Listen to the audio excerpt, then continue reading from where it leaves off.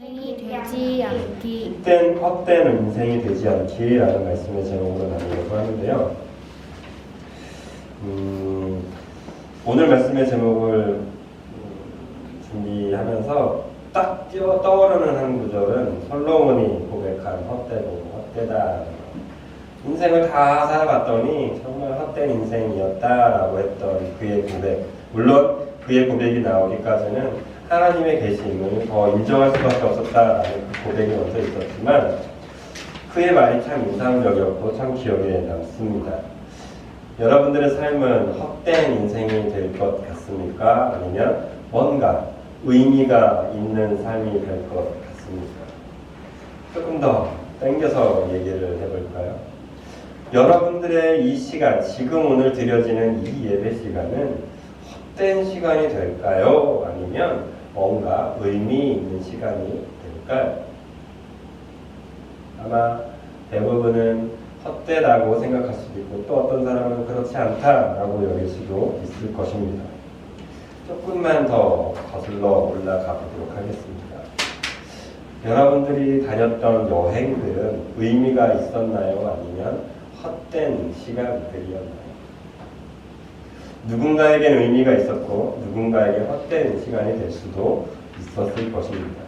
제가 왜 이렇게 의미와 헛된 시간에 상반시켜서 이야기를 하고 있는 이유는 어떤 누군가에게 같은 시간이지만 같은 장소였고 같은 곳이었지만 분명히 의미가 있고 나에게 어떤 유익을 주는 시간이 되는 삶을 살았던가 하면은 또 누군가에게는 그냥 쓸데없이 보낸 시간이 될 수 있기도 하다라는 말씀을 드리고 싶어서입니다. 인생의 마지막 죽음 앞에 선 사람들은 간혹 그런 이야기를 한다고 하죠. 내 인생이 파노라마처럼 지나갔다라고 한다고. 그 인생의 파노라처럼 지나가는 그 장면을 보면서 이때 내가 조금 더 잘할 걸, 이때 조금 더 열심히 할 걸이라고 하는 사람이 있는가 하면 정말 감사하다. 내가 이렇게 살아서 내가 저때 저런 것도 했구나 하면서 감사하는 삶도 산다라고 한다면 여러분들은 어떻게 여러분들의 인생의 파노라마가 펼쳐지길 원하나요? 이 말씀을 준비할 때 재미있는 이야기 하나가 생각났어요. 나폴레옹의 이야기를 좀 우스꽝스럽게 했던 이야기죠.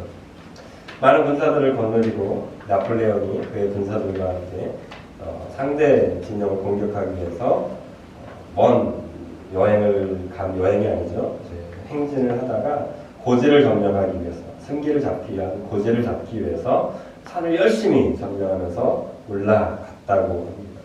그런데 나폴레옹이 이 한마디 때문에 함께했던 모든 병사들이 다 까무러쳐 버리고 말았대요. 다 쓰러져 버리고 말았대요. 왜 그런지 아세요? 왜 그랬을까요? 정말 죽기 살기로 올라갔거든요. 그래서 겨우 올라가서 딱 등정하고 났더니 나폴레옹이 한마디 딱 했어요. 그랬더니 막 힘들어했던 병사들이 완전히 탈진이 돼버리고 말았어요. 왜 그랬는지 알아요? 이렇게 이야기를 했다고요. 이 산이 아닌가벼. 여기서 웃어줘야 돼. 열심히 이 산을 정복하면 될 줄 알고 올라갔는데 지휘관만 믿고 따라 올라갔는데 그 지휘관이 뭐라고 하는 거야? 대소라 미안하다. 이 산이 아닌가 보다. 했던 그 한마디 얼마나 큰 고생길이었을까, 얼마나 큰 낙담이 들었을까. 그리고 나서 다시 병사들을 잘 추스려서 저 산이다 라고 생각하고 저 산을 열심히 정복해 나갔습니다. 그리고 정말 많은 시간 끝에 또 겨우겨우 그 산에 딱 도착했어요. 또 나폴레옹이 한마디를 했어요. 이제는 병사들이 거품을 물면서 쓰러지기 시작했어요. 왜 그랬을까요? 얘들아, 이 산도 아닌가벼 라고 했대요. 웃어줘야 되나? 이 이야기가 하는 바는 뭘까요? 이 이야기에서 말하는 건 물론 웃자고 만든 농담이지만 의미가 있다고 생각해요. 어떤 의미가 있을까? 하나가 있어요. 그거는 되게 많은 수고와 노력을 했을 때 했는데 그 노력과 그 수고에 걸맞는 대우가 드러나지 않을 때, 그 보상이 있지 않을 때 사람들은 낙담하고 절망하고 또 슬픔에 빠져 있기가 쉽다라는 것을 이야기하는 것 같습니다. 여러분들의 인생도 어쩌면 열심히 달려가고 있을지 몰라요. 어떤 목적을 향해서, 어떤 바람을 향해서, 또 내 꿈을 향해서 달려가고 있을지 몰라요. 그런데 인생의 마지막에 내가 헛살았구나. 솔로몬의 고백처럼 이거 다 헛된 일이었네 라고 이야기를 한다면 그 사람 인생은 정말 불쌍하지 않을까요? 하빈이가 그렇게 열심히 꿈을 쫓았는데, 그렇게 지금 이렇게 열심히 달려갔는데 마지막에 죽음 앞에 섰을 때 내가 산 게 대체 뭘 위해 산 거지? 다 필요 없는 것들이었네 라고 한다면 그 사람의 인생은 정말 불쌍하지 않을까요? 그렇죠? 오늘 고린도전서 1장 10절에서 원래는 25절까지였습니다. 사실은 고린도전서 1, 2장 전체 내용이기도 한데요. 고린도전서 1장 10절에서 특별히 17절까지 말씀에서는 사도 바울이 그 문란했던 고린도 교회, 점점 무너져가는 고린도 교회의 모습을 보면서 안타까운 마음으로 편지를 썼다라고 이야기했어요. 그래서 지난 시간 어떻게 말씀드렸죠? 경고하게 될 거라고. 하나님이 너와 함께하니까, 하나님이 너를 이끄실 거니까 너는 결국 견고한 인생이 될 거라는 그 믿음 가지고 선포하는 사도 바울의 모습을 볼 수 있었어요. 근데 그 이후에 즉 바로 다음 나오면서 뭐라고 하냐면, 형제들아 내가 우리 주 예수 그리스도의 이름으로 너희를 권하노니, 너희가 어떤 문제가 있다라고 지금 사도 바울이 듣게 된 거예요. 그 문제는 분쟁이었어요. 다툼이었어요. 교회 안에서의 다툼, 세력 형성이 됐을 수도 있고 어떤 결속이 군데군데 일어났을 수도 있습니다. 어쨌든 다툼이 일어나는 것을 본 사도 바울은 그 다툼의 문제를 해결해 주고 싶어서 그렇게 입을 떼고 있는 것입니다. 여러분 기억하셔야 돼요. 교회 아니라고 다툼이 없는 것이 아닙니다. 아무리 완벽한 가정이어도 다툼은 일어날 수 있다라는 거예요. 이것을 분명히 아셔야 돼요. 그런데 우리는 이 다툼을 그냥 관가해버려요. 다투고 끝나버리면 안 돼요. 어떻게 될까요? 이 다툼이 무엇을 위한 다툼인지 알아야 되고, 이 다툼의 결론이 잘 향할 수 있도록 우리는 생각해야 돼요. 사도 바울은 이 다툼의 원인이 무엇인가 라고 판단했을 때 그것은 사람을 따르는 것이라고 판단했어요. 어떤 사람은 바울파예요. 어떤 사람은 게바파예요. 또 어떤 사람은 누굴 쫓아가고 누굴 쫓아가고, 이 사람을 중심으로 저 사람을 중심으로 교회 안에 이런저런 분파가 생긴 모습을 보면서 사도 바울은 그게 옳지 않다. 나를 봐라. 너네가 나를 따르는 게 옳으냐? 내가 너네한테 세례 준 게 그렇게 대단하냐? 그게 대단한 게 아니다 라고 하면서 정말 너희들이 바라봐야 될 것, 너희들이 속해 있어야 될 것은 누구냐라고 결론을 이야기하면 예수님밖에 없다라고 해요. 이 내용을 보면서 지금 고린도 교회를 향한 사도 바울의 마음은 그것이었어요. 너희가 경고하게 될 것인데 어쩌면 너희 중에는 헛된 인생이 될 수도 있다라는 거예요. 너네가 그렇게 싸우고 너네가 그렇게 사람만 쫓다 보면 너네는 헛된 인생, 헛된 삶을 살다가 마무리 지을 수도 있기 때문에 나는 지금 너희가 어떻게 되길 원하냐면 헛된 인생이 아니라 의미 없는 인생이 아니라 새로운 하나님의 사람, 진짜 교회다운 삶으로 너네가 돌아오길 바란다 라고 하면서 1장 10절에서 17절까지를 말씀하고 있는 거예요. 그러면서 17절에서 이렇게 표현해요. 그리스도께서 나를 보내심은 세례를 베풀게 하려 함이 아니요 오직 복음을 전하게 하려 하심이로되 말의 지혜로 하지 아니함은 그리스도의 십자가가 헛되지 않게 하려 함이라. 뭐래요? 너네가 교회 안에서 그렇게 예수님을 믿는 그 예수님의 죽음이 헛되지 않게 하기 위해서 나는 지금 뭐라고 했냐면 복음을 전하는 일에 힘쓰고 있다라고 얘기하는 거예요. 이상하죠? 전쟁이 났어요. 전투가 났어요. 서로 시비가 붙었어요. 그러면은 가운데 중재를 해줘야 될 것 같은데 중재를 하지 않고 헛된 인생을 살지 말라라고만 이야기하고 있어요. 예수님의 죽음이 헛되지 않게 하라고 이야기한다라는 것이죠. 여러분들은 인생에 어떤 문제가 닥쳤을 때, 분쟁이 일어났을 때 그 문제를 해결하기에 급급한 인생을 사십니까? 아니면 내가 왜 다투고 있지? 내가 정말 뭘 위해 살고 있지? 이런 고민을 하면서 살고 있습니까? 저는 바울의 이야기를 좀 듣길 원해요. 분쟁을 해결하는 것도 중요합니다. 맞습니다. 당장 내게 일어난 사태를 수습하는 것 너무나 중요합니다. 그런데 더 중요한 게 있어요. 내가 대체 왜 싸우는지도 모르고 싸우는 이 인생, 내가 무엇을 위해서 무엇을 바라고 살아가고 있는 인생인지를 분명히 알아갈 때 우리에게도 큰 결실, 큰 해답이 일어날 것이라고 생각합니다. 사도 바울은 이렇게 이야기를 해요. 17절을 다시 한번 볼게요. 그리스도께서 나를 보내심은, 지금 나타난 사역, 이 사태에 대해서 집중하기보다는 내가 누구인지에 더 집중하고 있는 사도 바울을 봅니다. 여러분들도 이것을 명심하십시오. 여러분들의 인생에 있어서 수많은 문제가 있을 거예요. 그러면 그 문제가 왜 생겼지? 이 문제로 인해서 내가 어떤 손해를 볼까? 이런 것들을 생각하는 것도 중요하지만 이보다 먼저 저와 여러분들이 생각해야 될 단 한 가지 사실은 대체 나는 누가 보냈냐라는 거예요.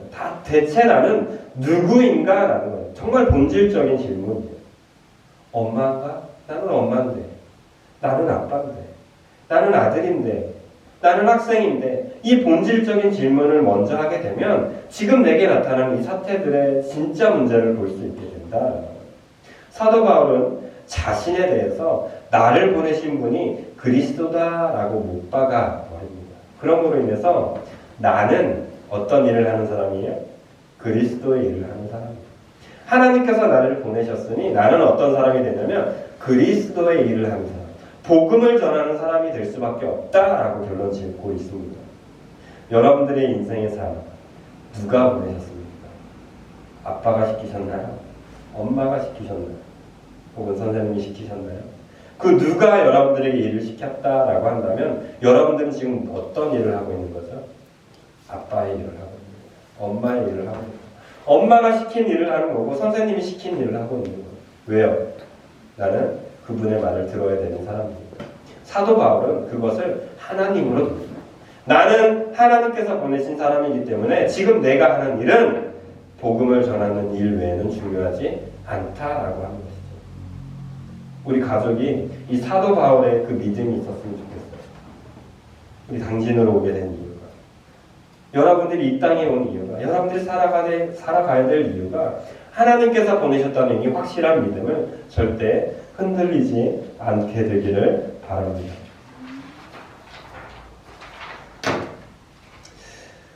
이 찬양이 있어요. 나를 지으신 이가 하나님, 나를 부르신 이가 하나님, 나를 보내신 이도 하나님, 나의 나 된 것은 다 하나님 은혜라. 나의 달려갈 길 다가도록, 나의 마지막 곳 다하도록, 나로 그 십자가 품게 하시니, 나의 나 된 것은 다 하나님 은혜라. 이건 찬양. 하나님께서 하나님의 일을 하고 있는 나를 보내신 내가 지금 하고 있는 이 일은 하나님께서 내게 주신 그 은혜로 말미암아 내가 이것을 할 수 있고 이것을 하고 있다라고 고백하고 있는 이 찬양. 이 고백이 저와 여러분들의 고백이 되시기를 예수님의 이름으로 축복합니다. 그래야 우리는 누구의 일을 하는 거예요? 하나님의 일을 하는 것이기 때문입니다.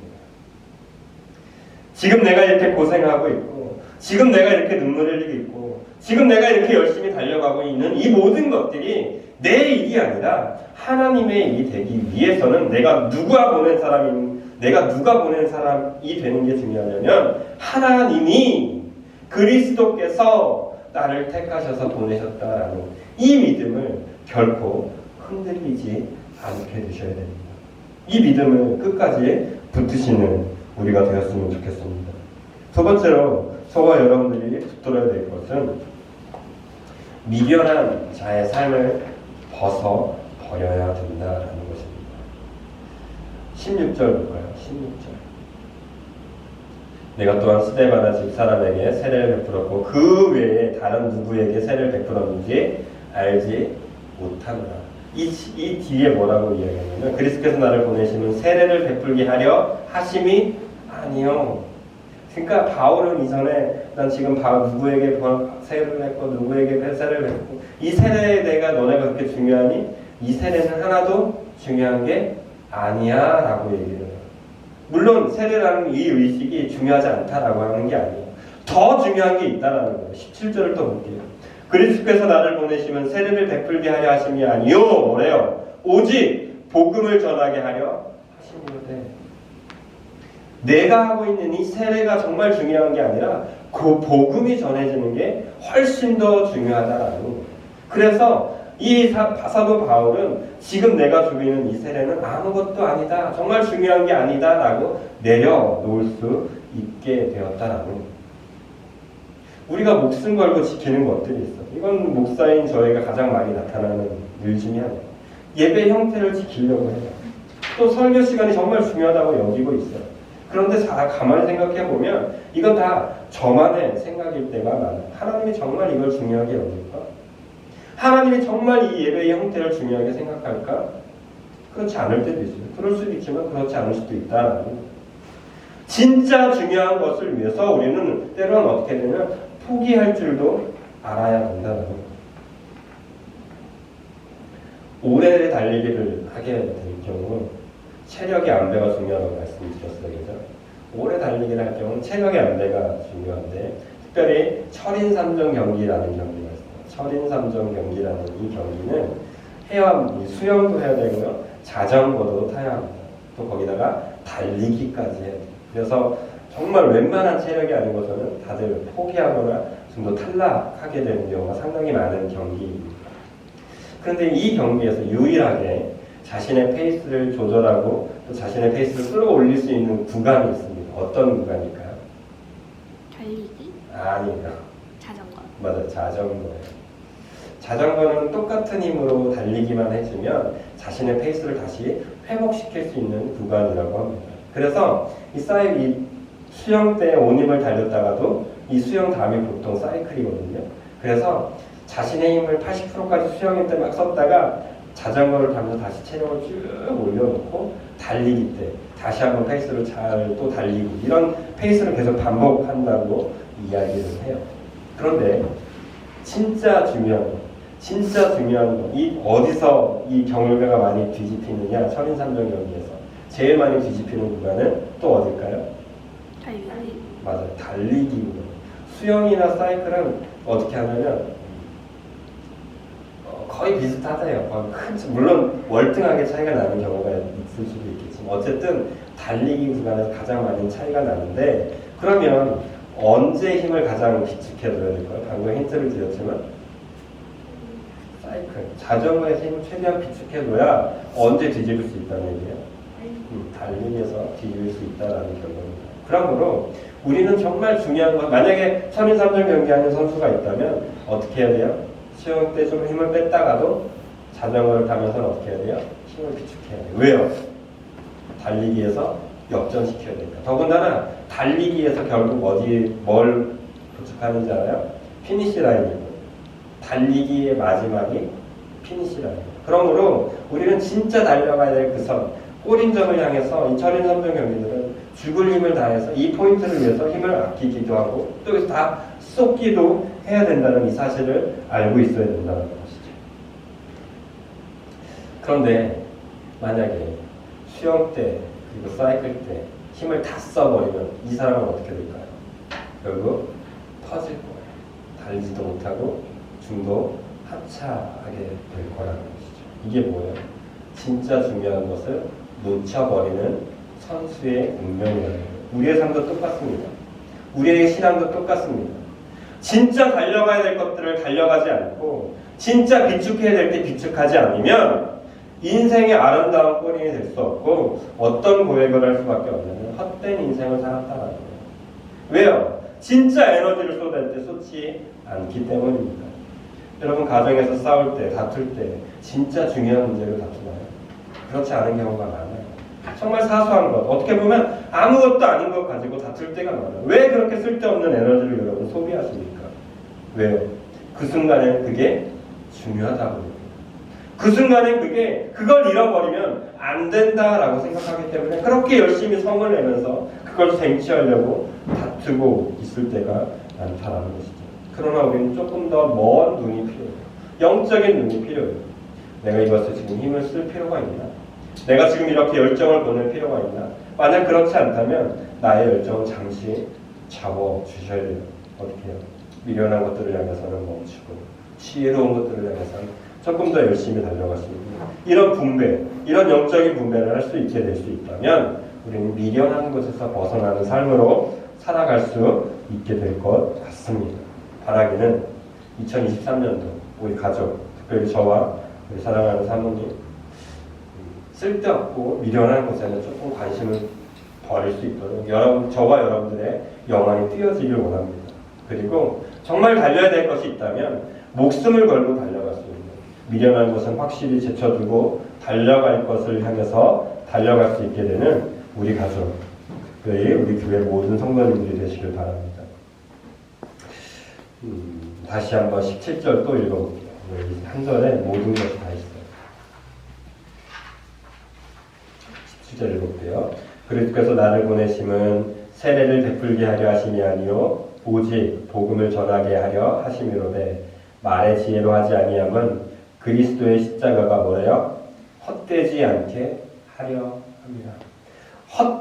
그리스도의 십자가가 헛되지 않게 하기 위한 세 번째로서 저는 이 이야기를 들려드리고 싶어요. 그것은 버려두고 예수를 따르는 사람이 되어야 된다. 어떻게 보면 앞에 이야기에 또 전개에 플러스가 되는 건데요.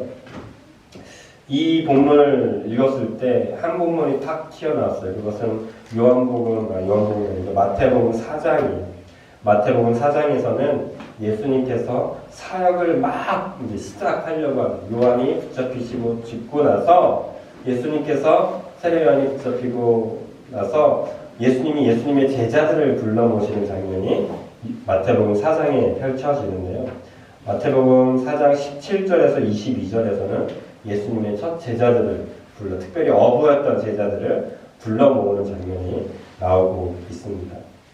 17절을 읽어드릴게요. 먼저 이때부터 예수께서 비로소 전파하여 이르시되 회개하라 천국이 가까웠느니라 하시더라. 예수님께서 천국 복음을 전파하던 때 그때부터 예수님께서는 하나님의 일을 시작했다라고 볼 수 있는데 하나님의 일을 시작하는 그때에 어떤 일을 먼저 하냐면 예수님의 제자들을 불러놓으세요. 갈릴리 해변에 다니시다가 두 형제 베드로라는 시몬과 그 형제 안드레가 바다에 금을 던지는 것을 보시니 천국 복음을 막 시작하려고 천국 복음이 전파되는 그곳에 예수님께서 뭘 하기 원하셨냐면 예수님의 제자들을 불러 모으길 원하셨다라는 거예요. 나의 뜻을 나의 일을 함께할 예수님의 제자들을 불러 모으고 싶어 하셨다라는 거예요. 그런데 이 예수님의 제자들이 예수님을 따를 때 되게 특별한 행동이 있습니다.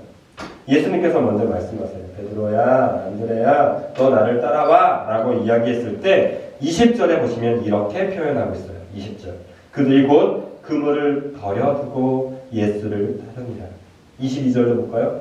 그들이 곧 배와 아버지를 버려두고 예수를 따르니라. 예수님이 누군지를 잘 모르지만 예수님이 하신 말씀에 대해서 베드로와 안드레와 야고보와 요한은 어떻게 반응하냐면 버려두고 예수를 따르는 자가 됩니다. 미련한 것을 잠깐 뒤로 제쳐놓는 것 정도가 아니에요.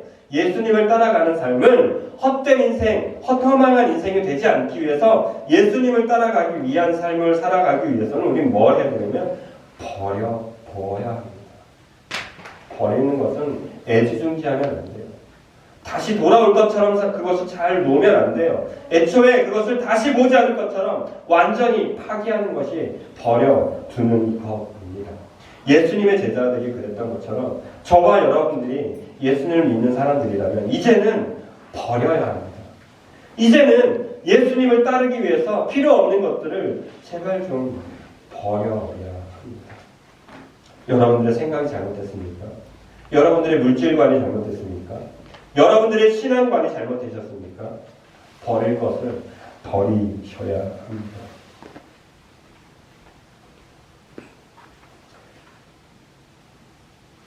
여러분들 손에 상상해 볼게요.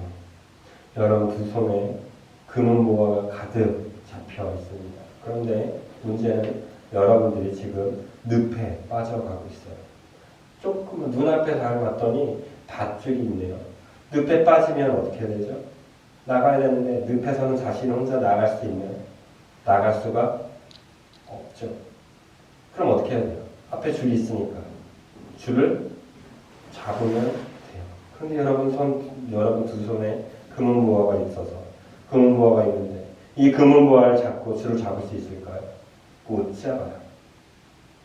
여러분들이 그 늪에서 빠져나오기 위해서 새로운 삶으로 나아가기 위해서는 어떻게 해야 됩니까? 여러분들이 가지고 있는 그 금은보화를 내려놔야 돼요. 내가 정말 중요하다고 생각하는 것들을 내려놓고 뭘 붙잡아야 되냐면 그 나를 구원해줄 유일한 밧줄. 그 줄을 붙잡아야 내가 어떻게 할 수 있어요? 그 늪에서 빠져나올 수가 있게 되는 거예요. 신앙생활을 한다는 것은 이와 똑같습니다. 세상의 가치관을 붙잡고 있는 것에서 놓으셔야 됩니다. 누구를 붙잡아야 돼요? 예수를 붙잡는 그런 사람들이 되어야만 합니다. 근데 우린 자꾸 내 생각이 옳대요. 내 경험상 그것이 옳대요. 돈을 벌어야 뭘 할 건 아니냐고 생각합니다. 뭔가 있어야 비빌 언덕이 있어야 그래야 뭐 교회가 잘 될 것이지 않냐고 이야기를 합니다. 그러나 우리는 알아야 합니다. 진짜 붙들어야 될 것은 예수님밖에 없습니다. 진짜 붙들어야 될 것은 예수님의 말씀밖에 없고 나를 따라오라고 하시는 그 음성밖에 없는데 우린 자꾸 다른 것을 붙잡았습니다. 그래서 내 스스로가 늪에 빠져가고 있는데도 그것을 알아채지 못하고 있는 거예요. 알아채셨다면 이제는 어떻게 해야 돼요? 미련한 것들을 버리셔야 돼요. 버리시고 내 손에 있는 것들을 버리고 생명 대신 예수님을 붙드시는 저와 여러분, 우리 성도님들이 되시길 예수님의 이름으로 축복드려요. 27절 고린도전서 1장입니다. 고린도전서 20장 27절. 고린도전서 1장 27절에서는 이렇게 이야기해요. 그러나 하나님께서는 세상의 미련한 것들을 택하사 지혜 있는 자들을 부끄럽게 하려 하시고 세상의 약한 것들을 택하사 강한 것들을 부끄럽게 하려 하시며 또 읽어볼까요? 하나님께서 세상의 천한 것들과 멸시받는 것들과 없는 것들을 택하사 있는 것들을 폐하려 하시나니 하나님께서 저와 여러분들에게 구원의 밧줄을 던져준 이유는 여러분들이 가지고 있는 그 손을 내려놓고 어떻게 하려고 하신다고요? 세상에 자랑하는 것이 없는 여러분들을 세상에 어떤 것 내세울 것 없는 저와 여러분들을 자랑할 것이 있게 만들려고 택하고 있다라는 거예요. 그럼 우리는 어떻게 하면 돼요? 이 사실을 알고 있으니까 난 저 구원의 밧줄만 붙으면 나는 내 인생이 달라지는구나. 그럼 어떻게 하면 돼요? 미련 없이 놓으면 되는데 우리는 여전히 자꾸 내 손에 있는 것들을 붙잡게 된다는 거예요. 이 이야기를 드리면서 결론을 내리고 싶어요. 돼지, 여러분 아시죠? 돼지에게 막 음식 찌꺼기들이 있는 곳과 맛있는 뷔페상을 차려주면 어느 쪽으로 갈 것 같아요? 조금 이렇게 얘기하면 맛있는 곳을 갈 것 같다고 얘기할 것 같은데 다시 돼지가 늘 먹던 사료 만약 그것이 음식물 찌꺼기였으면 음식물 찌꺼기 돼지가 늘 먹던 그것을 놓고 한쪽에 놓고 또 반대쪽에는 우리가 사람들이 좋아하는 아름답고 멋있고 좋은 것들 잘 까진 카페트 위 음식이 잘 마련되어 있다고 한다면 돼지는 어느 쪽으로 향할까요? 늘 먹던 사료? 응? 늘 먹던 거. 맞아요. 돼지는 그동안 내가 먹었던 사료가 냄새나는 쪽으로 향해서 움직입니다. 왜요? 그것이 내가 그동안 먹었던 것이기 때문입니다. 근데 이 돼지는 무엇을 모르는 거예요? 아직 안 먹어본 저것에 대한 진짜 가치를 모르기 때문에 역시 자기가 늘 먹었던 곳을 향해서 갑니다. 여러분들의 인생이 달라지길 원하십니까? 정말 헛된 인생이 되지 않길 원하십니까? 그럼 하나님이 예비해 놓으신 아름다운 것들을 향해야 되는데 그러려면 내가 가진 그동안에 가졌던 이 모든 사고방식, 쓸데없는 사고방식, 나를 배채우고 있다라고 여겼던 것들에서부터 시선을 옮기실 때 우리는 새로운 것을 보게 됩니다. 그것이 하나님께서 우리를 택하신 그 아름다운 구원의 밧줄입니다. 그 구원의 밧줄을 잡으십시오. 여러분들이 가지고 있는 그 헛되는 것들을 놓으시고 하나님이 잡으시는, 하나님이 베푸시는, 우리는 하나님으로부터 나서 그리스도 예수 안에 있고, 예수는 하나님으로부터 나와서 우리에게 지혜와 의로움과 거룩함과 구원함이 되셨으니 기록된 바 자랑하는 자는 주 안에서 자랑하라 함과 같게 하려 합니다. 저희는 하나님으로부터 나서 그리스도 예수 안에 있고, 예수는 하나님으로부터 나와서 우리에게 지혜와 의로움과 거룩함과 구원함이 되셨으니, 하나님은 저와 여러분들에게 하나님으로부터 나온 동일한 존재로 여겨주고 계십니다. 그리고 저와 여러분들을 예수님께서 자랑하는 것 같이 예수님 안에서 자랑하게 하려고 오늘도 부르고 계십니다. 이 구원의 밧줄을 놓치지 마십시오. 이 구원의 밧줄을 붙들고 허망한 인생이 아니라 하나님께서 기뻐하시는 아름다운 삶으로 살아가게 되시는 우리 당진 비전교회, 특별히 우리 가족 모두가 되시기를 예수님의 이름으로 축복드립니다.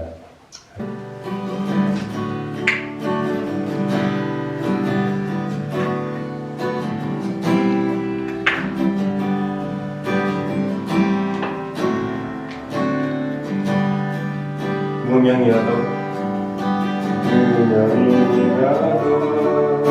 부러워하지 않는 것은 예수 안에 나는 만족하리라.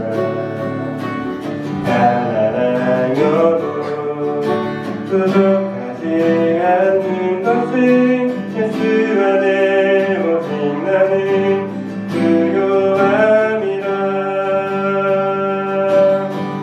고난 중에도 점점 수 있는 것은 주의 계획이기 때문이다. 실패하여도 일어설 수 있는 것은 예수 안에 오직 나는 승리함이라. 난 예수로 주만 안에 예수로 주만 안에 난 예수로 주만 안에 영원하나 내 안에 살아계시네. 내 몸이 약해도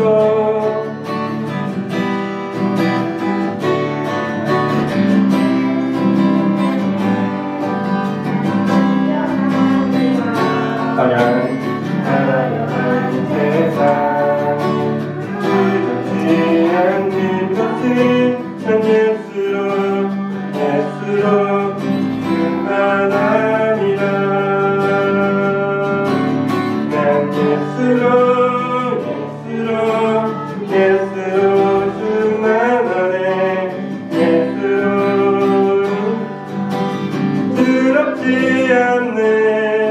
난 예수로 충만하네. 영원하나 내 안에 살아계시네. 난 예수로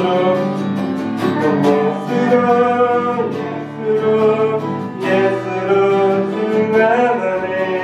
난 모든 분파도 두렵지 않네. 난 예수로 충만하네. 영원하나 내 안에 살아계시네. 영원하나 내 안에 살아계시네.